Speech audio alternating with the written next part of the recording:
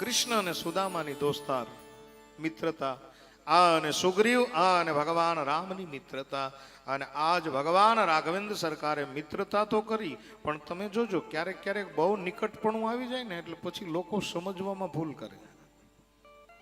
બાબુ બહુ નજીક રહેતા હોય ને એ મોટા વ્યક્તિને સમજી ન શકે. તમે જોજો, એક ગુરુની આરે શિષ્ય કાયમ રહેતો હોય તો એ શિષ્ય સરખી રીતે ગુરુને સમજી ન શકે. એક પહોંચેલો મિત્ર એની સાથે એક મિત્ર રહેતો હોય તો એ મિત્રને સરખી રીતે સમજી ન શકે.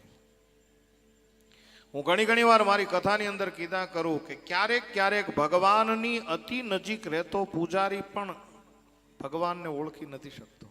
કેમ કે અતિ પરિચયાત અવિજ્ઞાત. બહુ અતિ નજીકપણું છે ને. હું ઘણી વાર કહું, આંખમાં કણું પીડ્યું હોય ને કાંઈ આપણી આંખને ન દેખાય, એમાં બીજાને જ બોલાવવો પડે કણું કાઢવા.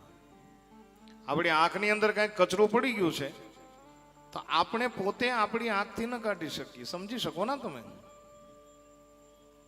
બસ આવું છે. અતિ નજીક જ્યારે તમે જાઓ એટલે તરત ભરોસો ઉઠી જાય.